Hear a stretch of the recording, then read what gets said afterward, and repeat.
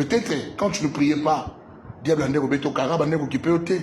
parce que tu étais dans sa poche, tu lui appartenais. Et maintenant que tu es à Dieu, maintenant que tu es du côté du Seigneur Jésus-Christ, tu es devenu son ennemi. Vous allez remarquer avant votre baptême, avant que Dieu vous donne le Saint-Esprit, vous n'étiez pas combattu comme ça. Mais depuis aujourd'hui, mon sang tomber comme Makas. Oui, parce que le diable fait braquer ma arme et nous sauver. Pourquoi? Parce que tu es devenu un chrétien. Parce que tu es devenu un soldat. Amen.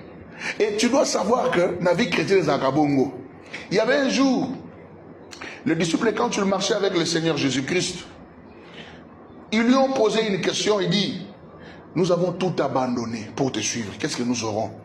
Eh bien, Jésus, quand il est en train de répondre, il dit, tout celui qui abandonne sa maison, ses frères, ses soeurs pour moi, à cause au centuple, dans le siècle présent, mais avec de persécutions, et dans le siècle à venir, la vie éternelle.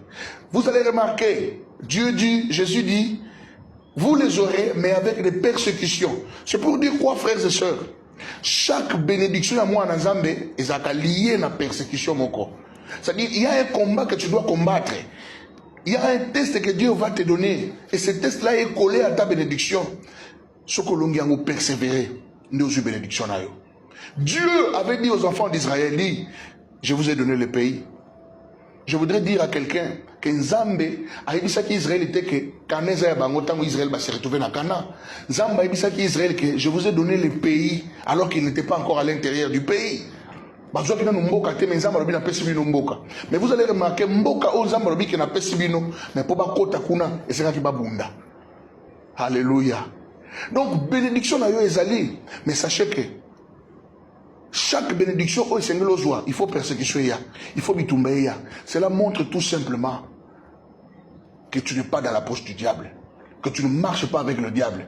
Parce que si tu n'as pas marché avec lui, tu dois les rencontrer. Mais une chose est certaine, le malheur atteint souvent le juste, mais l'Éternel l'en délivre toujours. Dieu va vous délivrer, ça va passer. Persévérer. C'est vrai, on parlera mal de toi, on te comprendra très mal. Tu seras déçu, les gens vont te décevoir, tout ça. C'est parce que tu es devenu chrétien. Allez de l'avant avec le Seigneur et sachez que tout va changer parce qu'il est écrit. Gardez silence, l'Éternel combattra pour vous. Que Dieu vous bénisse.